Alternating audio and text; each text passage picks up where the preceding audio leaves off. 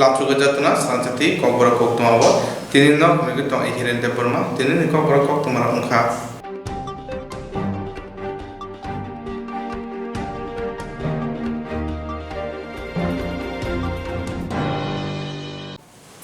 Hasini Gramin Bank jara thubino borokni hamkhani bagoi samkhai tongti borokni osamuni kaisa bede ungoi agotra branch bank ni field bridge songsama sanno rugoi rakai roma sikate khlajaka Tripura Hasini Gramin Bank jora thugine borokni hamkhani bagi samung khlai tongo tei borokni osamuni kaisa bede ungai Agartala branch bank ni field bridge ba songsama salo lakai roma sikarthai khlajaka O salo Hasini bekar sikla sikli rongni bising lakai rijaka abo bai sikla sikli rok sak sak basai manai O sikarthai Agartala branch bank ni chairman kokthumni bisini dadak sidak ungai saka field bachi ba songsama salno rugai phanai nechisa sal maribo Rabindra Shotobashiki bobono lakai roma sikarthai khlajaknai গ্রামীণ ব্যাংকের সঙ্গে এত বছর জুড়িয়ে রাখার জন্য আপনাদের সবাইকে আমার ধন্যবাদ আর আজকে এই অনুষ্ঠানে আপনাদের উপস্থিতি আমাদের কাম্য ছিল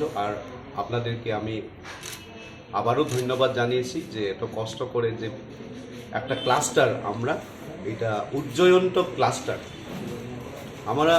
আমরা সব ব্রাঞ্চগুলোকে কিছু কিছু ক্লাস্টারে ভাগ করে দিয়েছি আর সেইগুলোর নাম ইতিহাসের পাঠে জড়িত থাকা নামগুলো আমরা দিয়েছি তো ত্রিপুরার ইতিহাস আমাদের ক্লাস্টারের নামের মধ্যে জুড়ে গেছে এর জন্য 1976 সালে যে গ্রামীণ ব্যাংক জন্ম পেয়েছিল ত্রিপুরায় আর 76 সাল থেকে এখন পর্যন্ত গ্রামীণ ব্যাংক ত্রিপুরা রাজ্যের জন্য যা কাজ করিয়ে গেছে আজকে তার প্রপার প্রতিফলন হয়েছে এখানে আমরা দেখেছি যে আমাদের গ্রাহকবৃন্দ সবাই স্বতঃস্ফূর্তভাবে এখানে এসে একটা ক্রেডিট ডেলিভারি ক্যাম্প উদযাপনের মাধ্যমে ব্যাংকের 45তম প্রতিষ্ঠা দিবস পালনের জন্য ব্যাংকের কর্মীদের উৎসাহ দেওয়ার জন্য আপনাদেরকে আবার ধন্যবাদ আমি 45তম প্রতিষ্ঠা দিবস উদযাপন করার ক্লাস্টার বেস ক্রেডিট ডেলিভারি ক্যাম্পের সাথে সাথে 1976 সালে 21 ডিসেম্বরে যে ব্যাংকের প্রতিষ্ঠা হয়েছিল সেই ডেটে আমরা mega credit delivery camp Rabindra শতবার্ষিকী হলে 21 তারিখ অনারেবল চিফ মিনিস্টারের উপস্থিতিতে আমরা ওইখানে উদযাপন করে আমার প্রতিষ্ঠা দিবসের প্রোগ্রাম আমরা শেষ করব আজকে এই সভায় উপস্থিত আমি আমার প্রিন্ট মিডিয়া ইলেকট্রনিক মিডিয়াকে ধন্যবাদ জানাই ওরা খুব সুন্দরভাবে আমাদেরকে সাহায্য করেছে এত বছর গ্রামীণ ব্যাংক যে একটা জন্মর পর থেকে কত কষ্ট গ্রামীণ ব্যাংক আপনারা বুঝে গেছেন যে গ্রামীণ ব্যাংক আগে এত রাইজে আপনাদের কাছে উপস্থিত ছিল না কিন্তু আজকে আমার মনে এমন লাগছে যে গ্রামীণ ব্যাংক সবাই রক্তই জুড়িয়ে গেছে গ্রামেগঞ্জে আমরা যেভাবে কাজ করার প্রয়াস করেছি সেটাকে আপনারা সব সময় আপনারা নিজের গ্রামীণ ব্যাংক বলে এটাকে অ্যাকসেপ্ট করেছেন তার জন্য ধন্যবাদ আমি আশা করি যে গ্রামীণ ব্যাংক আপনাদের সব সময় যে সোশ্যাল সিকিউরিটি স্কিম হোক আপনাদের ইনকাম জেনারেশন স্কিম হোক আপনাদের আয় দ্বিগুণ হোক এইগুলো কাজ আমরা করে যাব আর আপনাদের সাধারণ যে রিকোয়ারমেন্ট সেইগুলো সব সময় আমরা আপনাদের কাছে গিয়ে দরকার পড়লে আপনাদের বাড়িতে গিয়ে আমরা এইগুলো ফুলফিল করার চেষ্টা করব আজকে আমি বিশেষ কিছু বলছি না কিন্তু আজকে খুব শুভ দিন যে এখানে ক্রেডিট ডেলিভারি এখানে আজকে হয়তো আমরা যে নতুন প্রজেক্ট কিছু নিয়েছিলাম যে বর্গাদার চাষি ল্যান্ডলেস ফার্মার্স ওই ফার্মার্স মনে হয় এই আজকে ক্রেডিট ডেলিভারিতে ফার্মার্স যে কৃষকরা ওদেরও কিছু প্রপোজাল থাকবে আমরা পিগারি গোটারি ছোট ছোট প্রপোজাল যেইগুলোতে সাধারণ একটা ফ্যামিলি একটা ইনকাম জেনারেশন প্রোগ্রামের ভিতরে আমরা জুড়িয়ে রাখতে পারি, ওদের ইনকামটাকে যাতে এনশিওর করতে পারি, সেই কাজগুলো করার চেষ্টা করছি। সো আপনারা আশা করি যে সব সময় ত্রিপুরা গ্রামীণ ব্যাংকের সঙ্গে জুড়িয়ে রাখবেন। আর কিছু যদি সাজেশন আপনারা রাখতে চান, আপনারা রাখতেও পারেন, কারণ আমরা যে পরিবর্তন তো আমাদের একটা নেশা। তো ব্যাংক যেভাবে ৭৬ সাল থেকে এখন পর্যন্ত পরিবর্তনের মাধ্যম দিয়ে ভারতবর্ষের একটা ভালো নাম্বার 1 প্রতিষ্ঠান হিসাবে চিহ্নিত হয়েছে, এর মেইন কারণগুলো হলো আপনাদের। গ্রামীণ bank ni bakakte bekarong shak shak basane bagai oboti chuba chu khlai jagai tongo lakai ma shika tayo shikla shikli kuthumani akrin bungmanu zekha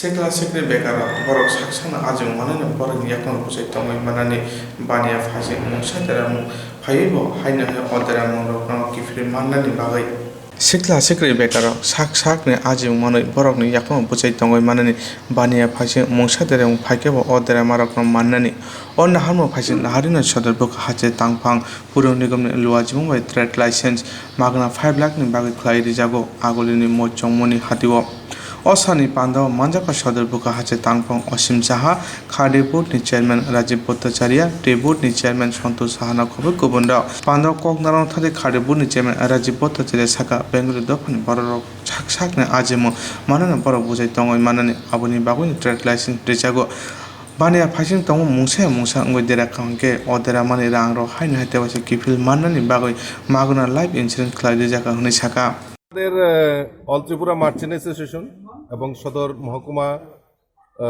মহকুমা শাসকের যে পৌরোহিত্যে আমাদের রাজ্য সরকার, আমাদের মাননীয় মুখ্যমন্ত্রী যে স্বপ্নের স্কিমটা নিয়েছেন, যে আমরা জানি এই রাজ্যে যারা ব্যবসায়ী মহল রয়েছেন তাদেরকে ট্রেড লাইসেন্স প্রদান করা এবং ফ্রি ইন্স্যুরেন্স ৫ লাখ টাকা অবধি ফ্রি ইন্স্যুরেন্স করা যে পরিকল্পনা নিয়েছেন, আমি রাজ্যের মাননীয় মুখ্যমন্ত্রীকে অসংখ্য ধন্যবাদ জানাচ্ছি।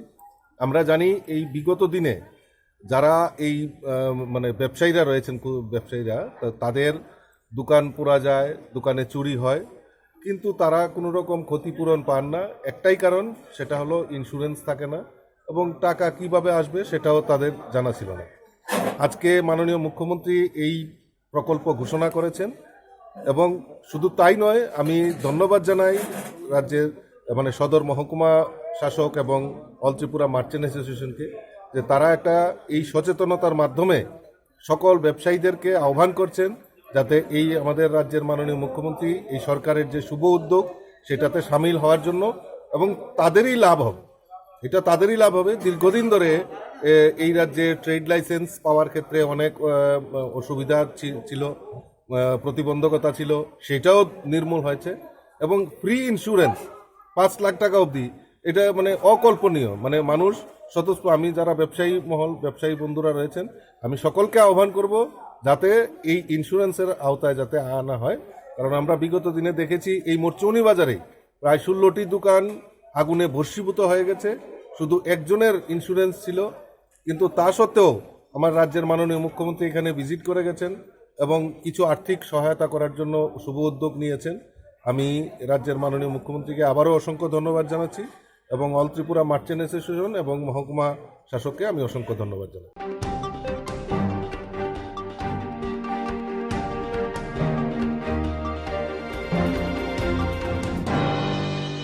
Aguli haina ha lahar patimi ungjau ka bicycle be bai koktuma Simon ka aguli north gate ni simi khoraksa bicycle jawa phemane ulo bono pai thutai rimani yagor bo sakde rakha traffic tang bedek ni doi mothonai rok ni bagoi machine chalu khlai phano tabu phano bike doi mothonai rok control tubi meko patima thayo horbothene markhono pai sakde raja jon jibi sak hamnago tubi pai ka honi saka police rok ঘটনাটা মন্দির দিকের থেকে উত্তর দিকের থেকে একটা bike যেতে আসলো, আর জোম্যাটোর একটা ছেলে বাইসাইকেল নিয়ে খাওয়ার জিনিস নিয়ে সেটা উঠে যাচ্ছে ওইদিকে বাইকটা দুষ্টাকার বাইকগুলোর নয় ভাই, আমরা বাইসাইকেলটার রং সাইডে গেছি, দেখো না বাইকটা স্পিডে আসবে আচ্ছা, কতজন আহত হয়েছে? দুজন আহত হয়েছে, যে বাইসাইকেল চলাচল করতো উনি আহত হয়েছে, আর যে বাইক চলাচল করতো উনি আহত হয়েছে।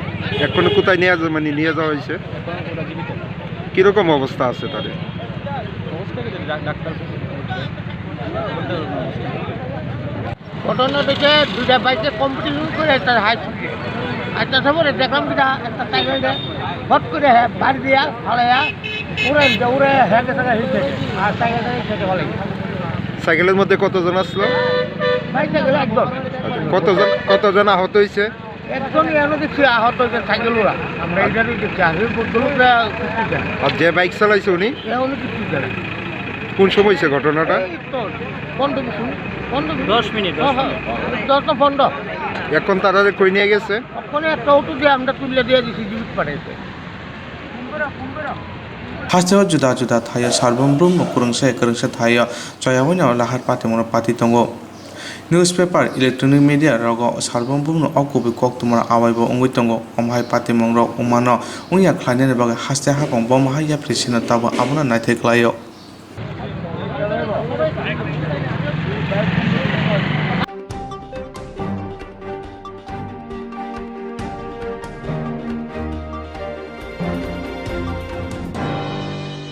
लाइथानाय बुरै एप्रिल तारो हास्ते हाफानि पखते काशा नोटिस रिमानते त्रिपुरा प्रदेश कांग्रेस नि कचाम एमएलए गोपाल चंद्र राय कुचु दरबार रिपिटिशन रिका और सारन खरक सेकेरो अंकुरन हापां पेटे अशोक स्तंभते कक्सेस मुरिका गोपाल राय न मुंबई एनसीसी थानाव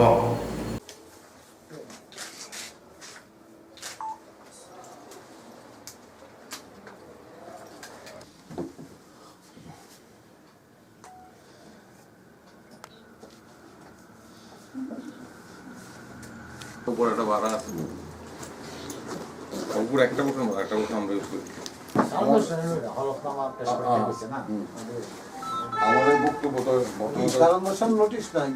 এটাই তো নোটিশ। জানেন যে গত 5ই এপ্রিল এই প্রাক্তন বিধায়ক, 4 বারের বিধায়ক বনবল্লীপুর কেন্দ্র থেকে নির্বাচিত গোপাল রায়, ওনার বাড়িতে বিকেল 2:45 নাগাদ বিশাল পুলিশ বাহিনী ওনার বাড়িতে যায় এবং বাড়িতে সেই পুলিশ বাহিনীর নেতৃত্বে সেন্ট্রাল ডিএসপি সহ 12 জন পুলিশ অফিসার ছিল এবং প্রায় 200 আর্ম পুলিশ ছিল। এইটা মিডিয়াতে প্রকাশ হয়েছে খবরটা। ওনারা প্রায় 3 ঘন্টা অন্তরীণ করছে, উনি বাড়িঘর সার্চ করছে। এই বিষয়ে চ্যালেঞ্জ করে গোপালবাবু উচ্চ আদালতে একটা রিট মামলা দাখিল করছিল। সেই রিট মামলায় গোপালবাবুর বক্তব্য ছিল যে 5 তারিখ ওনার বাড়িতে যে বিশাল পুলিশ বাহিনীকে তল্লাশি করলো, ওনারে প্রায় 2.5 ঘন্টা আটক রাখলো ঘরের মধ্যে, বাড়িতে কাউকে ঢুকতে দিল না। তখন কোভিড চলছিল, উনি বয়স্ক লোক, ওনার সংক্রমণের আশঙ্কা ছিল।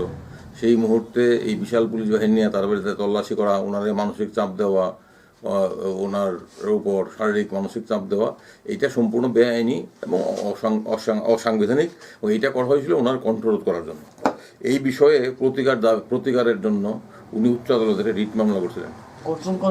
হ্যাঁ, ওনার কণ্ঠরোধ করা, কণ্ঠরোধ করার জন্য করা হয়েছিল। কারণ ওনার বক্তব্য ছিল উনি বিভিন্ন সময়ে বিরোধী নেতা হিসাবে, কংগ্রেস দলের প্রাক্তন সহসভাপতি, বিধায়ক হিসেবে জনস্বার্থে বিভিন্ন প্রশ্ন তুলেন এবং সেই কারণেই উনি জনস্বার্থে মুখ্যমন্ত্রীর একটি প্রেস বিজ্ঞপ্তিতে কেন্দ্র করে এনসিসিপি নিউ ক্যাপিটাল কমপ্লেক্স পুলিশের থানায় 4 এপ্রিল অভিযোগ করছিল। সেই অভিযোগ করার পরে ওনার বিরুদ্ধে আবার 5 তারিখে একজন অ্যাডভোকেট উনিও একটা পাল্টা এফআইআর দায়ের করেন। সেই এফআইআর বক্তব্য ছিল যে উনি নাকি সরকারি প্যাডে অশোকস্তম্ভ ব্যবহার করছেন।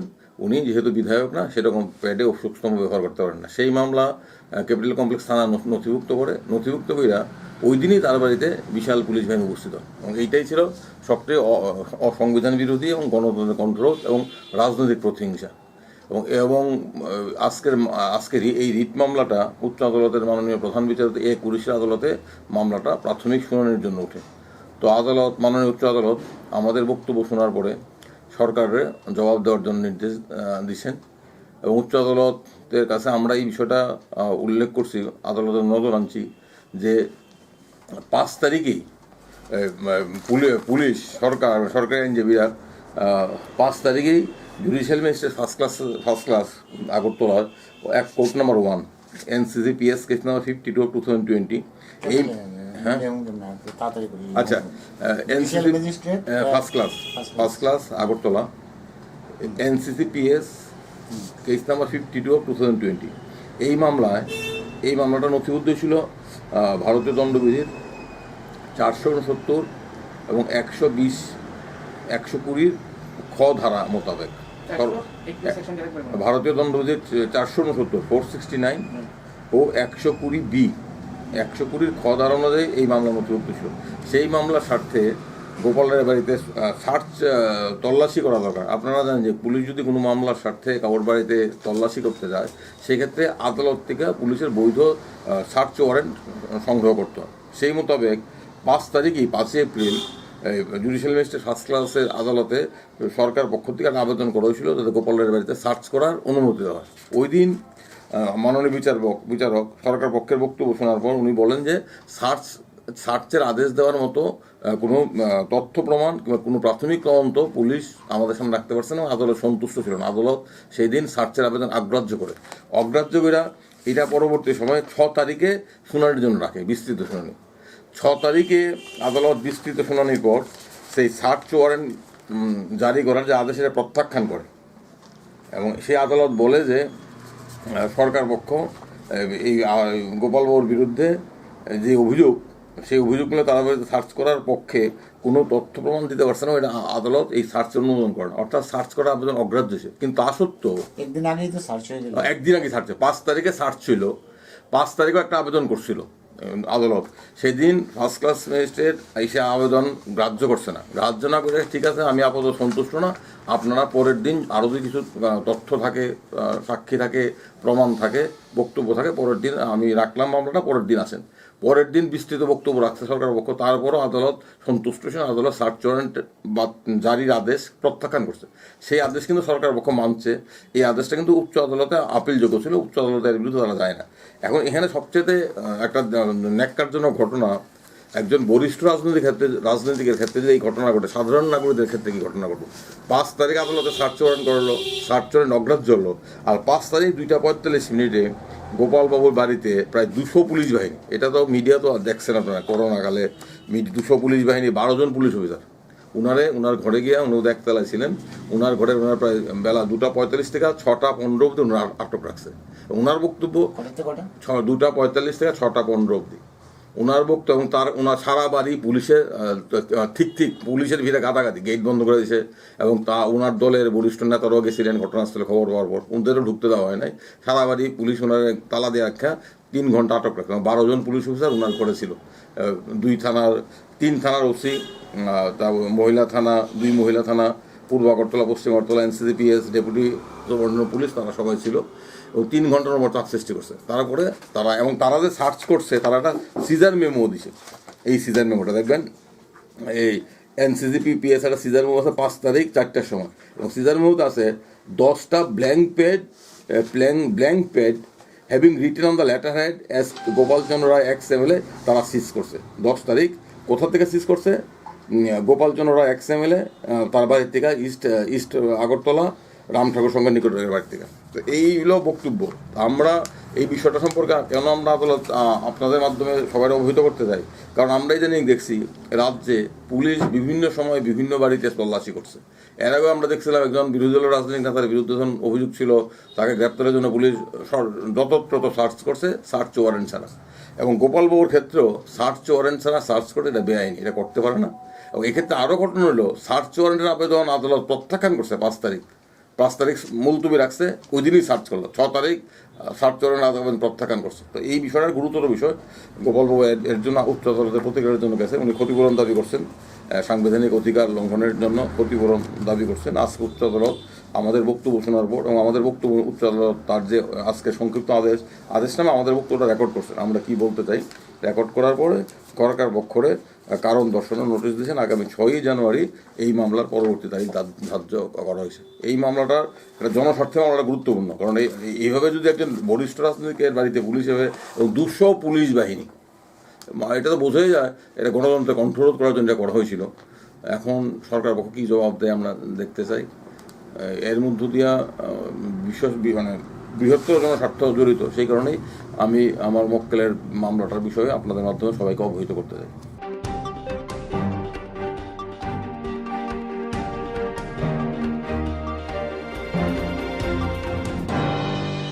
아구르니 짱마리 암제여 디파리 때단 모이 코락샤 부리니 망크티 카시자 만만하더이 암제여 울파티라자 아구르니 짱마리 암제 디파리 때단 모이 코락샤 부리니 망크티 카시자 만만하더이 암제여 울파티라자 디파리 때나티 부사이 부사질라 너거 그래 야글로 부사질라 너거 파이 동만이 울로 지리 커가 지리 콩만은 그나왜 암전이 일로그로 발초가백가 보니 너가 부사지라 꼭 시자몽리카 부마는 보이시 부타르 흔에 따문이 흔바 살기자 시강 부마 암전이 크락사 질라베 꼭 방에 맞던고 하이니 바가시 버럭 부탁하는 흔에 어파티 몽한테 부사지라 꼭 도마토나는 사이크나리까 আমি তো বাড়িতে আসলাম মনে করেন আমার ফোন করে আনা হয়েছে আসলাম না এই ঘটনা বাড়ির ভিতরে কটার সময় দেখছেন আপনারা? আমি দেখছি 5:30। এই বাড়িতে কে কে থাকতো? আমি আমার 3 ভাই আর মা। আপনাদের একটা অভিযোগ যে কে মানে কিভাবে মারা গেছে বা কেউ এই ঘটনার সঙ্গে জড়িত আছে? বাড়ির সময় তো পার্বতী ব্যাপারে তোর দরবারটার মার লোকে সবসময় মা তোর পাকলটা বেল চলে এমন আর কি দরবারটার পার্বতী মানে অশান্তি দিছে আর কি আর কি মা কে অশান্তি দিছে? পার্বতী আমি কেমন নাম কইতে পারি না কিন্তু বর্তমানে আমি তোর আছে আর কি মনে হয় কি মানে তাই কি কারণে আত্মহত্যা করছে? কি কারণে আমি নিজেও করতে পারতেছি না কিন্তু পাড়ার লোক অশান্তি সুইসাইড হইতে পারে মনে করে কি মারা দিছে লেকিন না মা নিজে সুইসাইড করতে। আপনার কি মনে হয়? লোকে মারছে। আপনার বোনে তো একটা অভিযোগ করতেছে যে সিবিআই তদন্ত করলে আমার ভালো হয়। কারোর উপরে কি সন্দেহ হয়? সন্দেহ আমার কারোর উপরে সন্দেহ হয়? আমি লোকের উপরে আমি কিন্তু কইতে পারি না। ঘটনার সময় কি আপনারা বাড়িতে আসলেন? না আমি সকালবেলা কাজে দেখি। কয়টার সময় হয়েছে ঘটনাটা তো 5:30 ভিতরে হইতে পারে কি কইতে পারি না। আমার তো জানাইছে আমার রাত বিকালবেলা 5:30 ভিতরে। আপনারা কি দেখছেন? দেখছি এমনি ঘটনা যেমন আপনার যেমন দেখছেন এমনি। কি নাম ওনার? দেবলী দেবনাথ। বয়স কত? 60। স্বামীর নাম? কেশব দেবনাথ। এই জায়গাটার নাম কি? এই জায়গার চালমারি। এখন আপনারা কি চান? সিবি তদন্ত চাই স্যার। কারো লোকে কোনো শত্রুতামি বা জায়গা সম্পত্তি নিয়ে এমন তো রয়েছে এরকমই।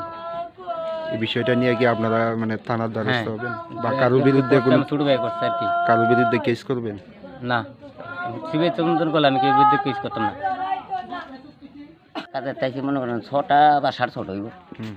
কি দেখছেন? কাজে গেছি আমি আমার ছোটো ছেলে দোকানে আমি গাড়িতে নামছি দোকানে রবারপুরের সামনে গাড়িতে নেমে আমি চা খাইছি দোকানে। ছোটো ছেলে জিজ্ঞেস করছি ফিরে তোর মা বাইক নি মা তো বর্দির বোনের জন্য কথা আসলো ব্যাগটা ঘুরে রাখছে গেছে না। আমি তো মারে দেখতে গেছি মা মনে বাইরে করে ঘুমাই গেছে। তারপরে জবরদস্তি করে ব্যাংকটা খুলে সেটা দেখলাম ওই অবস্থা। এত চিকিৎসা বাইরে ঘুরে বাইরে কয়টার সময় দেখছেন আমরা? 6টা 6:30 হইব স্যার। আপনার মেয়ে তো একটা সন্দেহ প্রকাশ করতেছে যে আপনার স্ত্রীকে মারা হয়েছে এরকম একটা। স্যার দেখলে তো কইতেন মনে স্যার না দিলুন দেখতাম তো বিশ্বাস হবে স্যার। আপনার কি মনে হয় তাই নাকি? আমার তো স্যার না এরকম স্যার কোনো হনের কথা না। আমার ছোটো মেয়ের ঘর রাখবে দুর্মিব তারপর দুইটা নাতি আছে নাতি লেগে খাওয়ান টাউন দিতে স্যার। এই অবস্থার সময় স্যার আমারও তো স্যার বিশ্বাস মনে হয়। আপনার বড় ছেলে একটা মানে সন্দেহ প্রকাশ করতেছে। আপনার কি মনে হয়? আপনার তো স্ত্রী। আমার স্যার কিছুদিন আমার স্ত্রী মানে এরকম ভাবে মানে এরকম সময় দেখতে পারে না। আমি স্যার এই যে সময় আমি রিক্সা চালাইছি 12টা 1টার সময় আমি স্যার রিক্সা চালাইছি রান্না করে খাইছি গাছতলে রান্না করে স্যার খাইছি বাড়ির ভিতরে বাড়ির ঘর দর কিছু আসছো না। এই সময় এরকম হয়েছে না আর এখন যেরকম অবস্থা আমার মনে হয়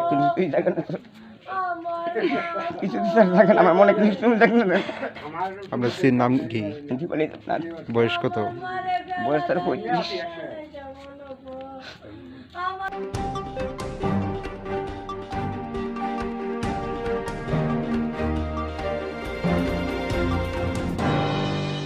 Tripura Natural Gas Company Limited by Gelmotha Network Eruna Bagai Kogwiti Nalakya Hasaro Tripura Natural Gas Company Limited Mukati Gelmotha 6 crore 20 lakh Nichaya Purika Tripura Natural Gas Company Limited by Gelmotha Network Krak Khane Bage Kogwiti Cholakya Fasalo Tripura Natural Gas Company Limited ni Bakhakte Gelmotha no 6 crore 20 lakh rang check Afrika Gelmothani bakhakte kasumroni bage shalthang hangkorte gumuti hangkor pipeline jaike rei manjangnai Tabuni Jorao, Tripura Hastevo, CNG station Tongo Jote Kaichi Dog, Fane Mastalni, Bising Kai Nujini, CNG station Bangimano, Huneshaka, Tripura National Gas Company Limited, Nitangpang, B. Shinha. প্রবলেমটা আপনি যদি বছর খানেক আগে দেখেন প্রবলেমটা ছিল।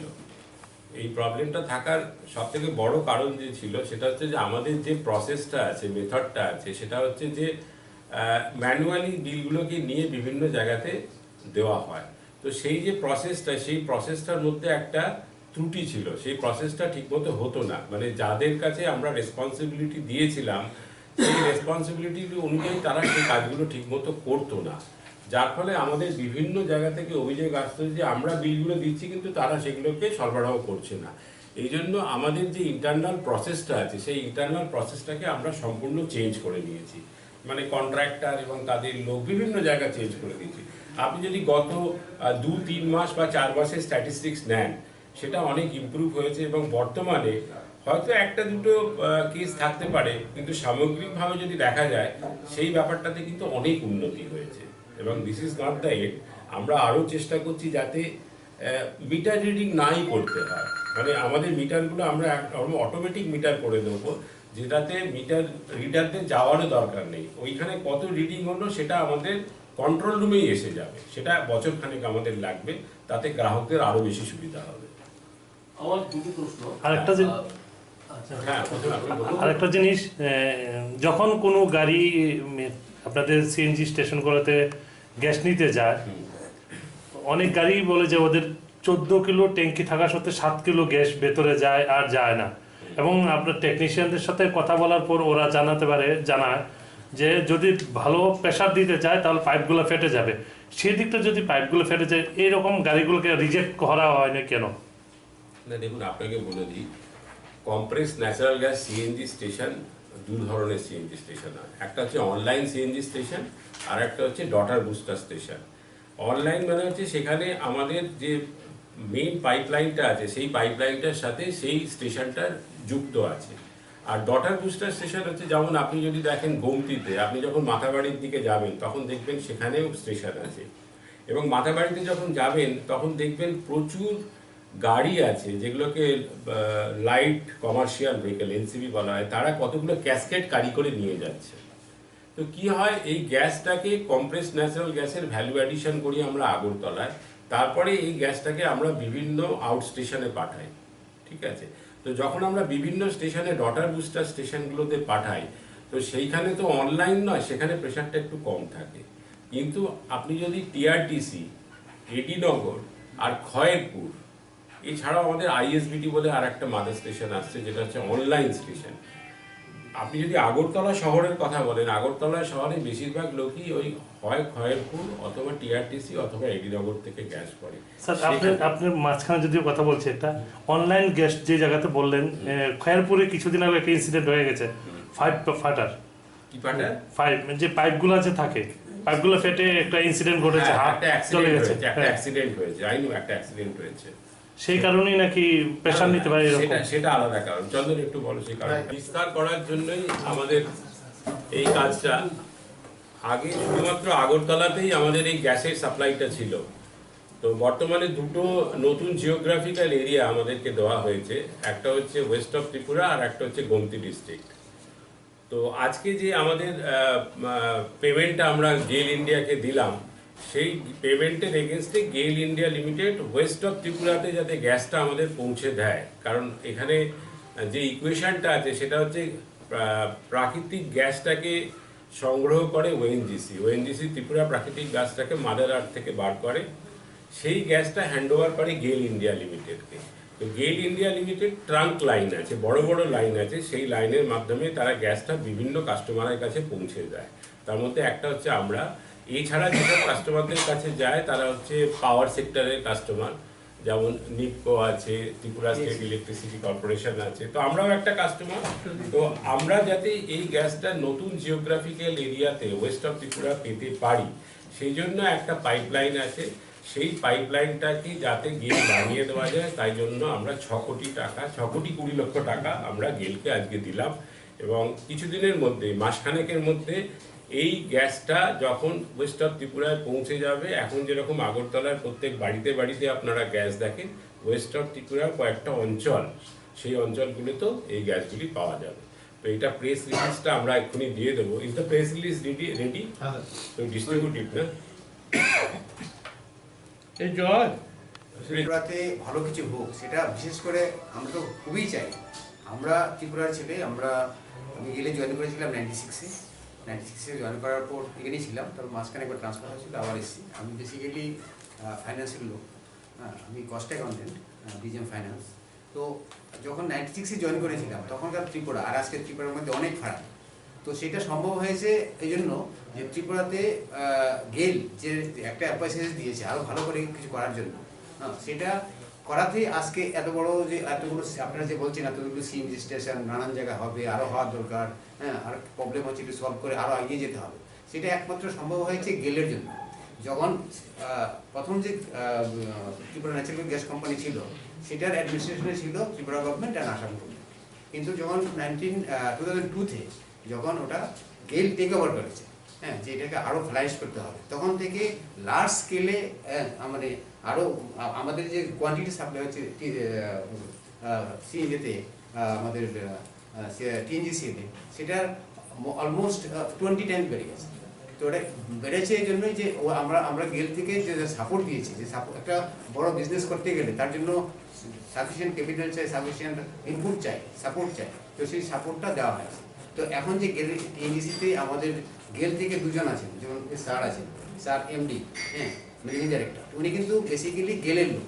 আবার যিনি আছেন আমাদের ডাইরেক্টর কমার্শিয়াল, উনিও গেলেন। তো গেলের সবসময় থাকবে, অ্যাডমিনিস্ট্রেশন থাকছে, কিন্তু শুধু অ্যাডমিনিস্ট্রেশন দিয়ে তো হয় না। তারপরে যে টিএনজিসিতে যারা আছে তারা সাফিসিয়েন্ট কন্ট্রিবিউশন করছে, এবং টিএনজিসিতে যারা আছে মোর দেন 90% এমপ্লয়ি মানে লোকাল হচ্ছে, এবং ওরা আন্তরিকভাবে চাইছে যে ত্রিপুরাতে আরও ভালো করে কী করে বিজনেসটা বাড়িয়ে দেওয়া যায়, যাতে ত্রিপুরার লোকরা সেই সুবিধা পায় এবং আস্তে আস্তে এটা বেড়ে যায়। যেমন স্যার যেটা বলছে যে নয়ডা, দিল্লিতে, সব জায়গাতে অনেক জায়গাতে সিএনজি স্টেশন হয়ে গেছে। এবং আমাদের যে চিফ মিনিস্টার, ওনার একটা আছে যেখানে পেট্রোল ফ্রি মানে স্টেশন হবে, মানে স্টেট হবে ত্রিপুরা, পেট্রোল থাকবে না, শুধু সিএনজির চলবে। তাতে বেনিফিট কী হচ্ছে যে আমাদের যে পলিউশন, সেই পলিউশন হবে না। এই পলিউশনটা বন্ধ করার জন্য আমরা সাংঘাতিকভাবে এই ইয়ের উপরে, আমরা সিএনজির উপরে জোর দিয়েছি, এবং যতটা তাড়াতাড়ি পারা যায়। এবং স্যার আসার পরে গত 2 বছরে ট্রিমেন্ডাসলি আপনারা দেখে নেবেন, আপনাদের কাছে ডাটা সবই আছে যে কতগুলো স্টেশন আগে ছিল আর এখন কতটা হয়েছে, কত গ্যাস আগে সাপ্লাই হতো এখন কতটুকু হয়েছে। তো এই যে একটা মানে বিশালভাবে হচ্ছে, এবং ফিউচার প্ল্যান যেটা আছে, এখন সিজিডি যে বিজনেস, সেটা তো সেন্ট্রাল গভর্নমেন্টও ভীষণ এমফাসাইজ করছে, এবং সেন্ট্রাল গভর্নমেন্টের রুল আছে, রেগুলেশন আছে, কিন্তু সেটা ইমপ্লিমেন্টেশন কে করবে? ইমপ্লিমেন্টেশন যে অথরিটি আছে, উনি যদি সেভাবে সঠিকভাবে করেন তবেই রেগুল। গত 2 বছরে সাফিসিয়েন্ট এগিয়েছে, আর আমরা আশা করছি ফিউচারে আরও ভালো হবে। Thank you sir. আরেকবার আপনার সুনাম এবং designation. Mister R Pal from GAIL India Limited. He is the Deputy General Manager. Pia Phane Shalo Tripura National Gas Company Limited ni sep sab tebo kaham ongi mano hune khakoi mano hune kognar thani shaka. Tripura National Gas Company Limited haste ni hamkani bagate lokorong ni bagi kaham sep sab roitongo bobogra khor agotor ni khejuro bagano tongma Tripura National Gas Company Limited ni o shalni pandawo manjaka gel mothani kubun adongro.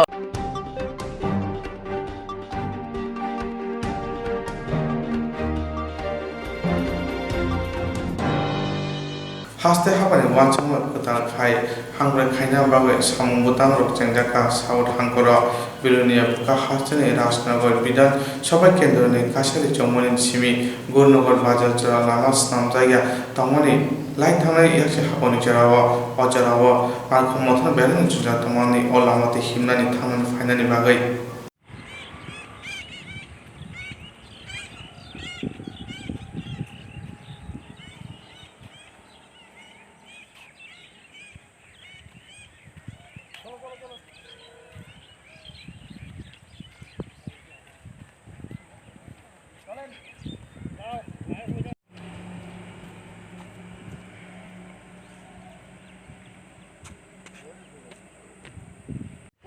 সামনেও ফুটি আছে, এই পর্যন্ত acquire করালেন, এই acquire করালেন তারা ইয়ে করে না, দখল করে। সবসময় এরকম প্রচুর সরকারের জমি দখল করে নিয়েছে, হাজার হাজার গানি।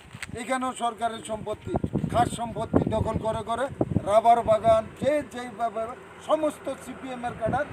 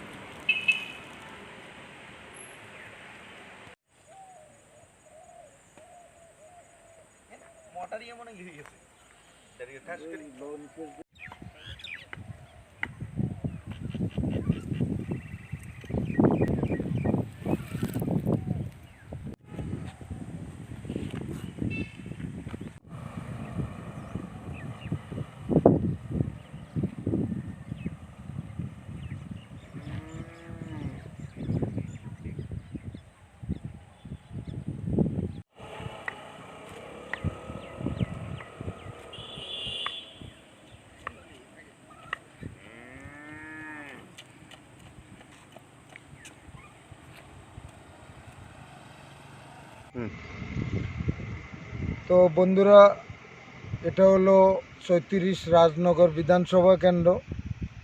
যেই বিধানসভা কেন্দ্রে দীর্ঘ ৪০ বছর ধরে সিপিএম দলের মনোনীত প্রার্থী নির্বাচিত হয়ে আছেন এবং সেই কেন্দ্রের একটা গুরুত্বপূর্ণ রাস্তা কাছারি থেকে গোরাঙ্গাবাজার পর্যন্ত প্রায় ৩১ কিলোমিটার রাস্তা বিপজ্জনক অবস্থা, যে কোনো সময় অঘটন ঘটবে এই অবস্থা, একটা গুরুত্বপূর্ণ রাস্তা।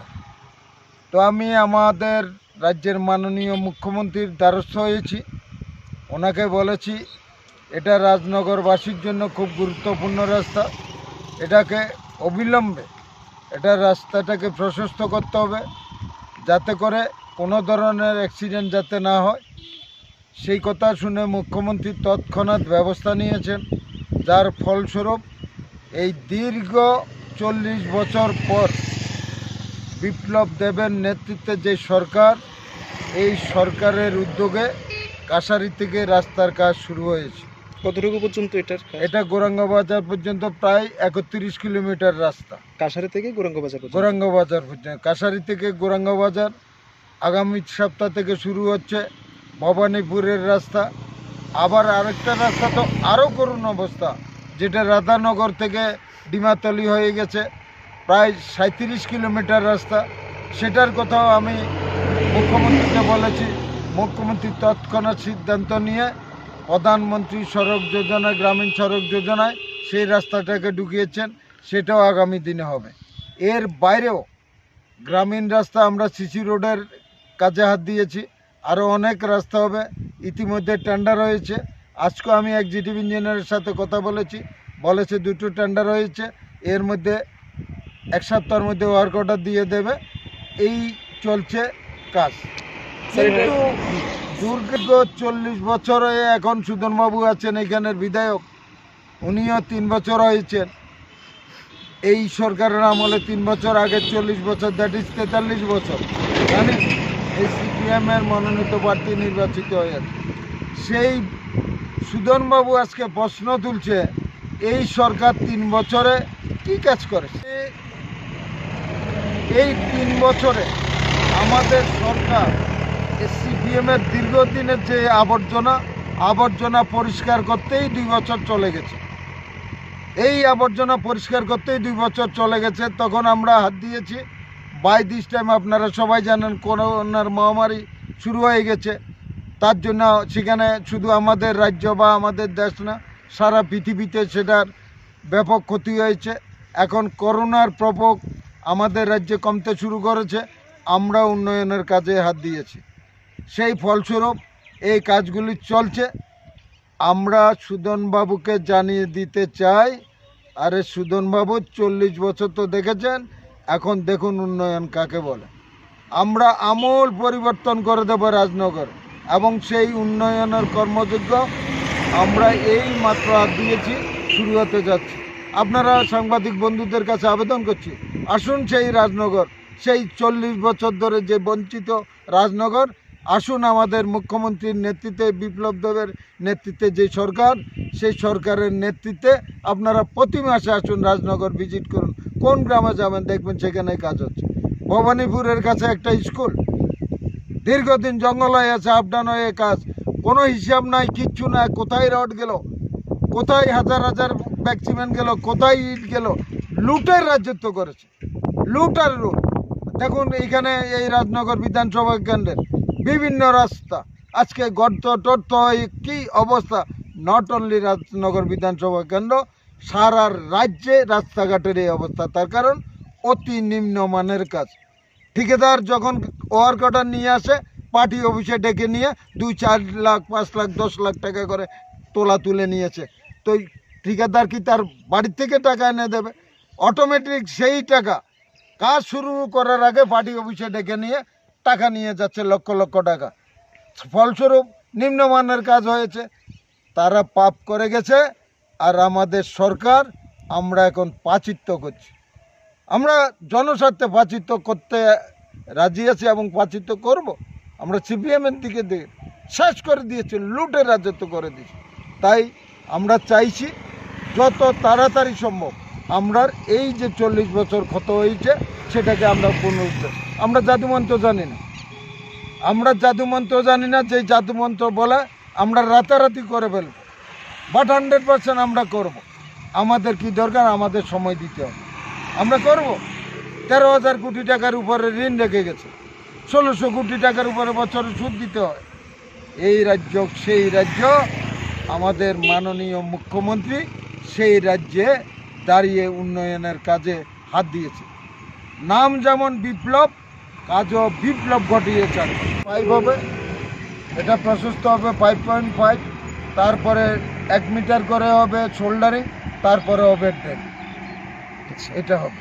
আচ্ছা, আপনি একটা যে বামফ্রন্টে, হ্যাঁ, যদি প্রথম 10 বছর বাদও দেওয়া যায়, একটানা 25 বছরের সরকার, বাম সরকার এখানে চলছে, সুদন্দা সেখানে বিধায়ক, কি কারণে আপনার মনে হয় যে এই রাজনগরকে পিছিয়ে রেখেছে এবং উন্নয়ন করে না? কারণ হলো সেটা রাজনগর বিধানসভা কেন্দ্রের যে গতি, সেম গতি আমার বিধানসভা কেন্দ্র সাবরুমও দীর্ঘ 40 বছর পরে 1978 সনের পর থেকে 2018 সন পর্যন্ত একটানা 40 বছর সিপিএম দলের মনোনীত প্রার্থী সেখানে রাজত্ব করে।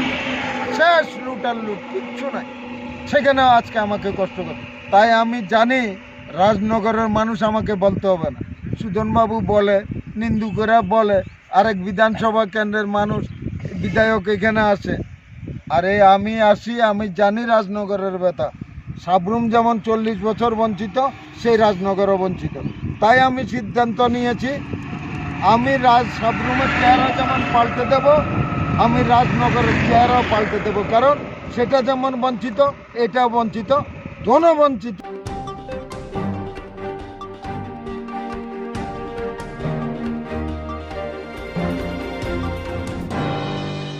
Boskani Nuji Disimbora Agni Ravinder Shatavarshiki Popono Forum Development Protection Media Community ni Poila Hastever in Shamani Klajana Osane Shamanaja Narwai Akrang Majada Hasani Mundri Akra Pipo Kumarte Real Mundri Rotan Lana Poronegun Mena Popo Popono ফোরামের আহ্বায়ক বলেছেন, আমার একটি আবেদন সবার কাছে যে এই রাজ্যে সংবাদ জগতের একটা বহু পুরনো ঐতিহ্য রয়েছে। সেই ঐতিহ্যকে বা পরম্পরাকে আমরা ধরে রাখার চেষ্টা করছি, সবাইকে একসাথে নিয়ে। প্রিন্ট, ইলেকট্রনিক্স, সাপ্তাহিক, পাক্ষিক সবাইকে নিয়ে আমরা একসাথে দীর্ঘদিন ধরে আমরা পথ চলেছি। আগামী দিনেও পথ চলার জন্য অঙ্গীকারবদ্ধ আমরা। এখানে আমরা কোনো বিভাজন রেখা টানতে চাই না। আমরা মনে করি সবাই সাংবাদিক, সবাই সংবাদ পরিবেশনের কাজটাই করে। আগামী 20 তারিখ সবাই আপনারা আসবেন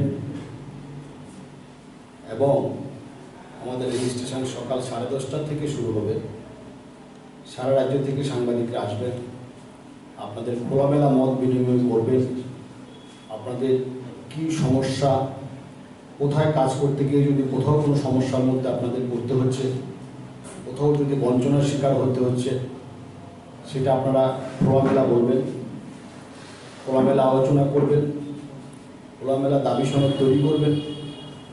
সেটাকে সামনে রেখেই আগামী দিনে আমাদের পথ চলব। আপনারা প্রেস ক্লাব নির্বাচনে একটা বড় রায় দিয়েছেন, বড় রায় দিয়ে আপনারা একটা বার্তা দিয়ে দিয়েছেন গোটা রাজ্যকে যে মিডিয়া কী চায়, মিডিয়া কাদের চায়, সেটাও আপনারা এই গোপন ব্যালটের মাধ্যমে বুঝিয়ে দিয়েছেন। সে রায়কে মাথায় নিয়ে সেই আপনারা যা চেয়েছেন সেই আশাকে পূর্ণ করার জন্য আমরা আগামী দিনে অঙ্গীকারবদ্ধ, সেই লক্ষ্যে আমরা কাজ করব। ফোরামও সেই লক্ষ্যকে সামনে রেখেই কাজ করতে চলেছে, কাজ করছে, আর গত দিনেও করেছে, আগামী দিনেও করবে। ফোরামে যারা আগামী দিনে নেতৃত্বে আসবেন, আপনারা নিশ্চিত থাকতে পারেন সেটা একটা নতুন দিশা হবে, যা অতীত দিনে সংবাদ জগতে হয়নি। এটার মধ্যে কোনো রাজনীতি থাকবে না, কোনো ভেদাভেদ থাকবে না, খোলামেলা গণতান্ত্রিক একটা বাতাবরণ থাকবে, যেখানে সাংবাদিকরা আক্রান্ত হবে, সংবাদ কর্মী আক্রান্ত হবে, সংবাদ মাধ্যম আক্রান্ত হবে।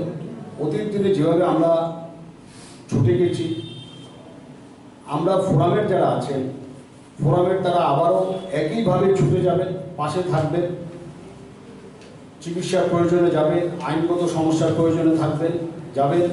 আমাদের এখানে আইনি পরামর্শদাতাও আমরা রাখবো, প্রয়োজনে হেলথের পরামর্শদাতাও আমরা রাখবো।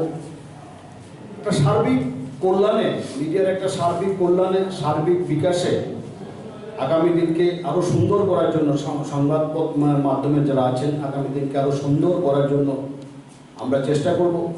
আমরা আশা করব আপনারা অতীত দিনে যেভাবে আমাদের সাথে ছিলেন, বছরের পর বছর যেভাবে আমাদের সাথে ছিলেন, আগামী দিনের পথ চলাতেও আপনারা আমাদের পাশে থাকবেন।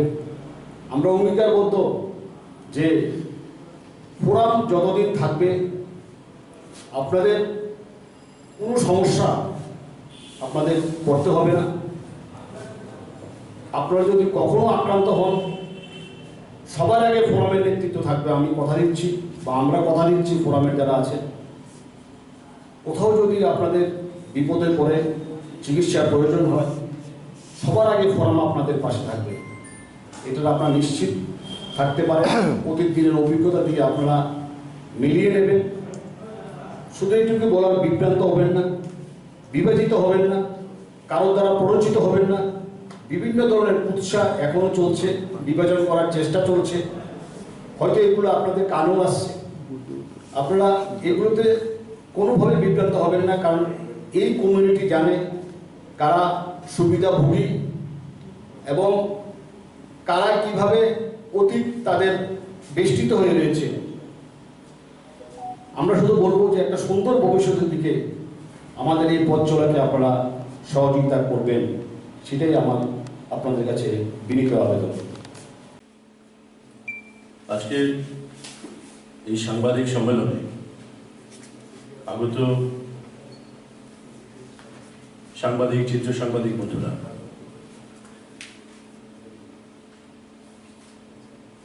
আপনারা জানেন FDPMC মানে forum for development and protection of media community একটা বিশেষ পরিস্থিতিতে আগরতলা প্রেস ক্লাব নির্বাচনের আগে গঠিত হয়েছিল। আগরতলা প্রেস ক্লাব নির্বাচনে আমরা যে কর্মসূচিকে সামনে রেখে সাংবাদিক ভোটারদের কাছে ভোট চেয়েছিলাম, সেই কর্মসূচির নিরিখে সিংহভাগ ভোটার, সংখ্যাগরিষ্ঠ ভোটার ফোরামের প্রার্থীদের বিজয়ী করেছেন।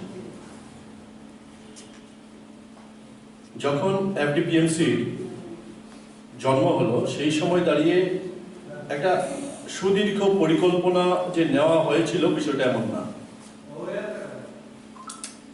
কিন্তু আগরতলা প্রেস ক্লাবের কার্যকরী কমিটির নির্বাচনে বিপুলভাবে জনাদেশ পাওয়ার পর সারা রাজ্য থেকে সাংবাদিক বন্ধুরা, সংবাদকর্মীরা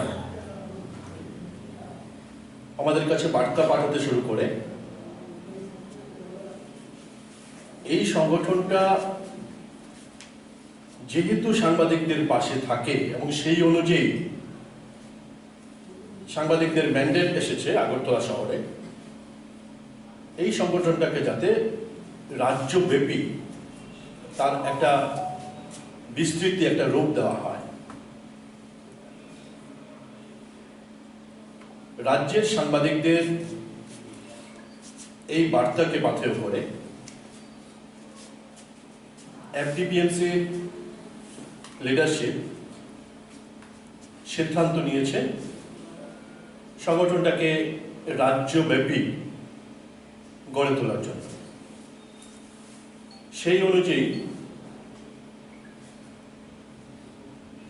পরশুদিন মানে রবিবার, মানে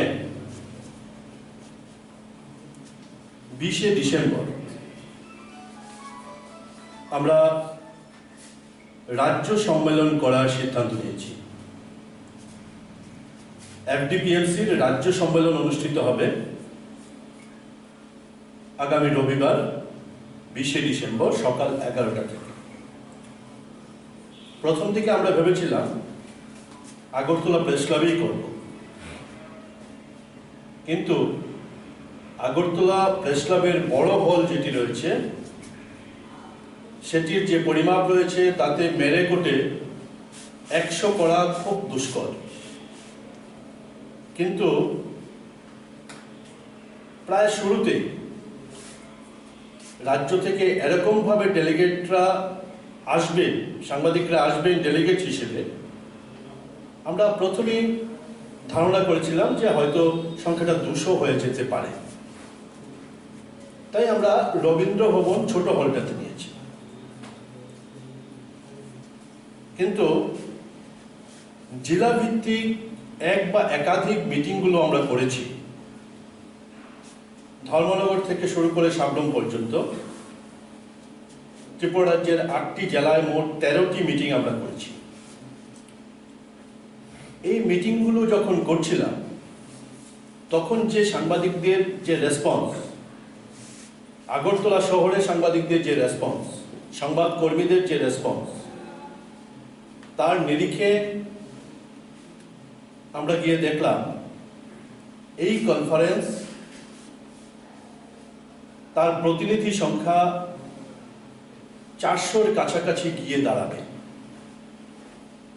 যা কিনা নন ট্রেড ইউনিয়ন স্তরে,